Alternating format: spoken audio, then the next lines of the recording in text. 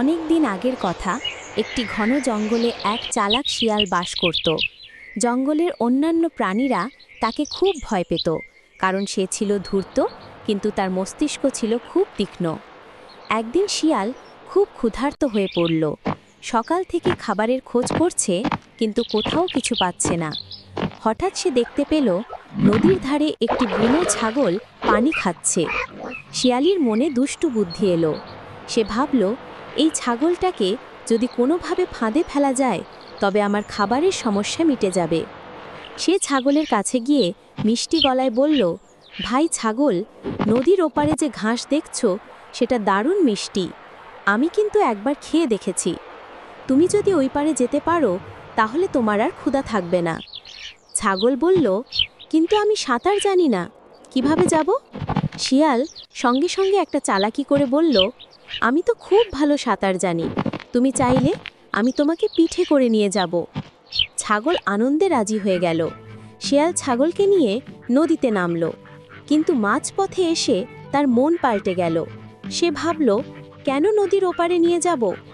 এখানেই তো ছাগলটাকে ডুবিয়ে খেতে পারি। এ কথা ভেবে শিয়াল হঠাৎ ছাগলের গায়ে আঁকড়ে ধরল। ছাগল বুঝে গেল শিয়ালের আসল উদ্দেশ্য। তখন ছাগল চতুরতার সঙ্গে বলল, শিয়াল ভাই, তুমি যদি আমাকে ডুবিয়ে দাও, তবে তোমারও মৃত্যু হবে, কারণ আমি তো ভারী প্রাণী। আমি ডুবে গেলে তুমিও ডুবে যাবে। শিয়াল কিছুক্ষণ চিন্তা করল, সে তো সাঁতারে খুব ভালো নয়, ছাগলের কথায় সত্যি বিপদ হতে পারে। তখন ছাগল আবার বলল, আমাদের দুজনেরই যদি জীবন বাঁচে, তবে তীরে গিয়ে তুমি তোমার নিজের খাবার খুঁজে নিও, আমি আমার ঘাস খাবো। শিয়াল অনেক ভেবে শেষে ছাগলকে নিরাপদে ওপারে নামিয়ে দিল। কিন্তু তীরে পৌঁছেই ছাগল লাফ দিয়ে পালিয়ে গেল, আর মিষ্টি করে হেসে বলল, হে শিয়াল, শুধু ধূর্ত বুদ্ধি দিয়ে চলে না, সময় মতো বুদ্ধি খাটাতে জানলেই বিপদ থেকে বাঁচা যায়।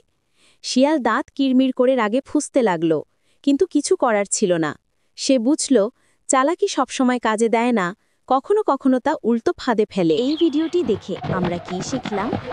কেবল ধূর্ততা নয়, সদ্বুদ্ধি আর সতর্কতা মানুষকে বিপদ থেকে রক্ষা করে।